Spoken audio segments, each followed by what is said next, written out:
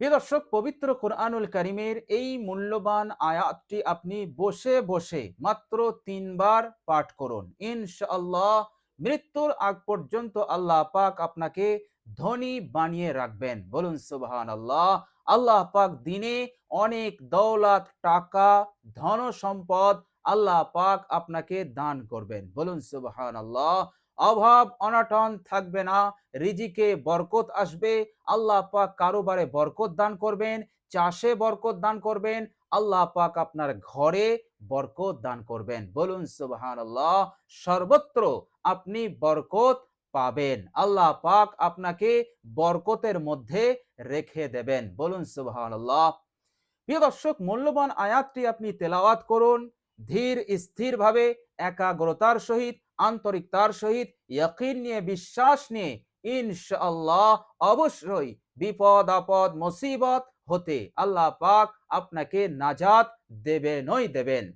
যে পেরেশানি, যে বিপদ, যে মুসিবত আপনার রয়েছে, আপনি যে পেরেশানির মধ্যে এখন এই মুহূর্তে রয়েছেন, ইনশাআল্লাহ বসে বসে আয়াতটি তেলাওয়াত করুন। আল্লাহ পাক আপনাকে মুক্তি দান করবেন, সেই পেরেশানিকে আল্লাহ পাক দূর করে দেবেন। বলুন সুবহানাল্লাহ। প্রিয় দর্শক, খুবই পরীক্ষিত এবং খুবই জবরদস্ত পাওয়ারফুল এই আমল।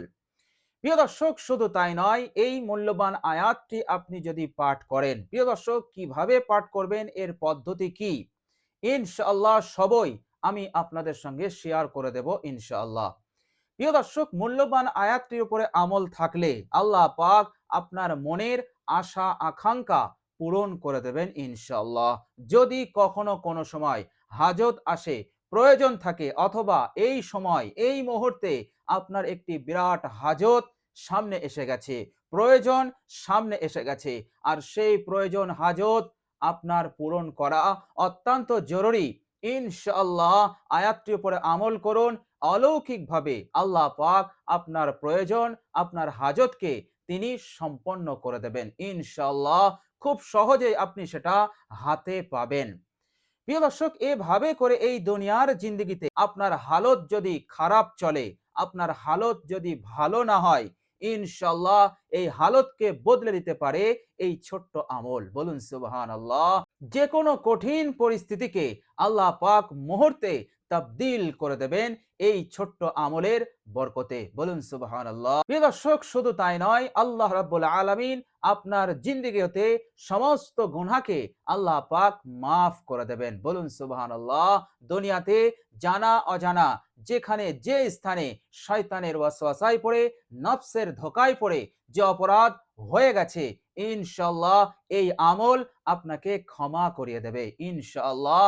আর ওই গুনার হিসেব আর কখনো কোনো দিন হবে না ইনশাআল্লাহ, যদি আপনি সঠিক পদ্ধতিতে এই আয়াতটি পাঠ করেন। ইনশাআল্লাহ পদ্ধতিটা আমি আপনাদেরকে বলে দেব ইনশাআল্লাহ। প্রিয় দর্শক, শুধু তাই নয়, এই আয়াতটির উপরে আমল থাকলে আল্লাহ রাব্বুল আলামিন আপনাকে নিজের খাস রহমতের মধ্যে তিনি নিয়ে নেবেন। বলুন সুবহানাল্লাহ। সারাক্ষণ আল্লাহ পাক আপনাকে সাহায্য করবেন, নুসরত দান করতে থাকবেন। বলুন সুবহানাল্লাহ।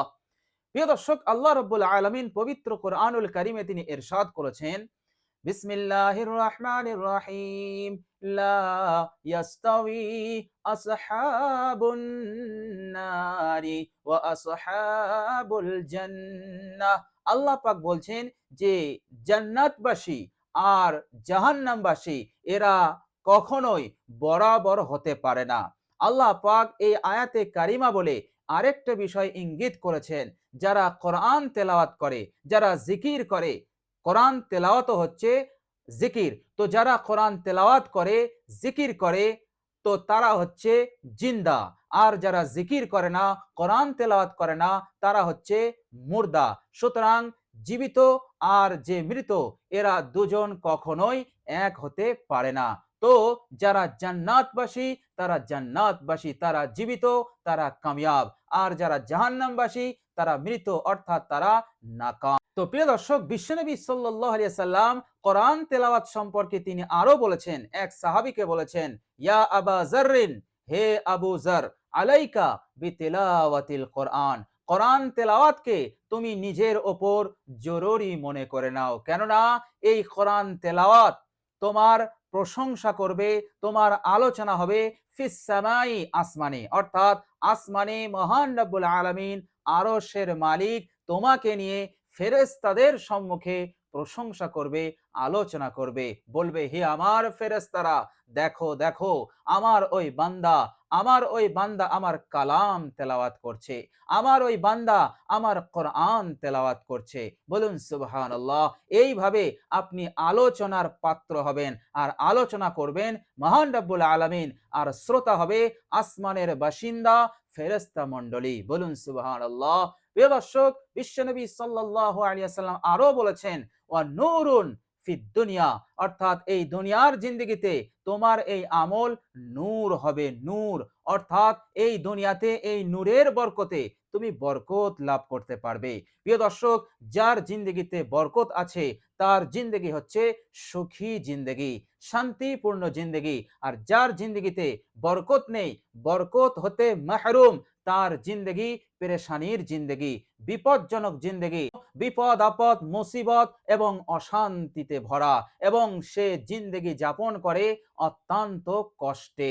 তো প্রিয় দর্শক, তো এইভাবে করে আল্লাহ রাব্বুল আলামিন তাকে এই দুনিয়াতেও সুখী বানিয়ে দেন এবং তাকে বড় ধনী বানিয়ে দেন, অমুখাপেক্ষী বানিয়ে দেন, এবং কাল কিয়ামতের কঠিন দিনেও আল্লাহ পাক তাকে নাজাত দান করবেন। বলুন সুবহানাল্লাহ। প্রিয় দর্শক, শুধু তাই নয়, বিশ্বনবী সাল্লাল্লাহু আলাইহি ওয়াসাল্লাম বলেছেন আপনি দুনিয়াতে একটি আয়াত তেলাওয়াত করবেন, ওদিকে আল্লাহ রাব্বুল আলামিন জান্নাতে আপনার একটি স্তরকে বাড়িয়ে দেবেন। এর মতলব হচ্ছে জান্নাতে ভিআইপির এক একটা স্তর আছে, আর এক স্তর হতে দ্বিতীয় স্তরের দূরত্ব হচ্ছে যেমন জমিন থেকে আসমানের দূরত্ব। জমিন হতে আসমানের দূরত্ব কতটা আজ পর্যন্ত কেউ আবিষ্কার করতে পারেনি। সব ফেলিওর, এর দূরত্ব কতটা আল্লাহ রাব্বুল আলামিন ছাড়া কেউই জানে না। তো প্রিয় দর্শক, জান্নাতের ওই রকম ভিআইপির স্তর আছে, তো এক একটার স্তর দুই স্তরের মাঝে এতটাই দূরত্ব। আপনি একবার আয়াতটি তেলাওয়াত করবেন, আল্লাহ পাক এক স্তর হতে দ্বিতীয় স্তরে আপনাকে নিয়ে যাবেন, আর একবার পড়বেন আল্লাহ পাক তৃতীয় স্তরে নিয়ে যাবেন। এইভাবে আপনি যতবার কোরআনুল কারীম তেলাওয়াত করবেন, আল্লাহ পাক জান্নাতে আপনার স্তরে চড়াতে থাকবেন, উঠাতে থাকবেন। বলুন সুবহানাল্লাহ। প্রিয় দর্শক, মহাগ্রন্থ আল কোরআনুল কারীমের ফজিলত এই রকমই। আল্লাহ পাক যেমন অসীম, তিনি মানুষকে বান্দাকে দানও করে অঢেল, যার কোনো হিসাব নেই, যার হিসাব গণনা আমরা কখনোই কোশ্চিন কালেও করতে পারবো না। বলুন সুবহানাল্লাহ। তো এইভাবে করে কোরআনুল কারীমের আয়াত তেলাওয়াত করলে তিনি পুরস্কার এবং প্রতিদান দান করেন। তো প্রিয় দর্শক, চলুন এবার আমরা জেনে নেই সেই মহামূল্যবান আয়াতটি কি। প্রিয় দর্শক, এই আয়াতটি যখন আমরা পাঠ করব তখন প্রথমে আমরা তিনবার ইস্তেগফার পাঠ করে নেব, আর সেটা হবে আস্তাগফিরুল্লাহাল্লাযী লা ইলাহা ইল্লা হুয়াল হাইয়ুল কাইয়্যুম ওয়া আতুবু ইলাই। এই ইস্তেগফারটি আমরা তিনবার পাঠ করব। বিশ্বনবী সাল্লাল্লাহু আলাইহি সাল্লাম তিনবার পাঠ করতে বলেছেন, সুতরাং এই হাদিস থেকে আমরা জানতে পেরেছি এই ইস্তেগফারটি তিনবার পাঠ করতে হবে। মহানবী বিশ্বনবী সাল্লাল্লাহু আলাইহি সাল্লাম বলেছেন তিনবার পাঠ করলে সাথে সাথে তার জিন্দগির সমস্ত গুনাহ আল্লাহ পাক ক্ষমা করে দেবেন। বলুন সুবহানাল্লাহ। সে যদি গুনাহের উপরে অনুতপ্ত লজ্জিত হয়ে সে ইস্তেগফারটি পাঠ করে, ছোট বড় সব ধরনের গুনাহ, নতুন পুরাতন জিন্দগির যত অপরাধ আছে আল্লাহ পাক মাফ করে দেবেন। বলুন সুবহানাল্লাহ। আর ওই গুনার হিসাব আল্লাহ পাক আর কখনো কোনোদিন নেবেন না, ওই গুনাহের নহুসাত আপনার জিন্দগিতে আর পড়বে না। বলুন সুবহানাল্লাহ। তো তিনবার আমরা ইস্তেগফারটি পাঠ করব, এরপর একবার দরুদ শরীফ পাঠ করব। যে কোনো দরুদ আপনি পাঠ করে নেবেন। আপনি এই দরুদ শরীফটাও পাঠ করতে পারেন। আল্লাহুম্মা সাল্লি আলা মুহাম্মাদিন নবিয়্যিল উম্মিয়্যি ওয়া আলা আলিহি ওয়া সাল্লিম তাসলিমা। মহব্বত নিয়ে, ভালোবাসা নিয়ে একবার এই দরুদ শরীফটি পাঠ করবেন। বিশ্বনবী বলেছেন একবার দরুদ শরীফ পাঠ করলে সঙ্গে সঙ্গে আল্লাহ পাকের 10টি রহমত তার উপরে নাজিল হয়ে যায়। রহমত যখন তার উপরে এসে যায়, বিপদ আপদের সাধ্য নেই তার কাছে থাকা, পেরেশানি, দুশ্চিন্তা, টেনশন, মুসিবতের সাধ্য নেই তার কাছে থাকা, কেননা তার কাছে আছে আল্লাহ পাকের রহমত। তো যেখানে রহমত থাকে সেখানে বিপদ থাকে না, যেখানে আলো থাকবে সেখানে অন্ধকার থাকবে না, যেখানে অন্ধকার থাকবে সেখানে আলো থাকে না। সুতরাং রহমত এসে গেলে অন্ধকার, বিপদ, পেরেশানি, দুশ্চিন্তা, টেনশন থাকতেই পারে না। বলুন সুবহানাল্লাহ। তো প্রিয় দর্শক, একবার দরুদ শরীফ, এরপর আপনি এই মূল্যবান আয়াতটি তেলাওয়াত করবেন মাত্র 3 বার। আপনি এইভাবে তেলাওয়াত করবেন: আউযু বিল্লাহি মিনাশ শাইতানির রাজীম, বিসমিল্লাহির রহমানির রহিম, সালামুন আলাইকুম তিবতুম ফাদখুলুহা খালিদিন। প্রিয় দর্শক, এই মূল্যবান আয়াতটি আপনি 3 বার পাঠ করবেন। আউযু বিল্লাহ, বিসমিল্লাহ একবারই পাঠ করবেন, আয়াতটি 3 বার পাঠ করবেন।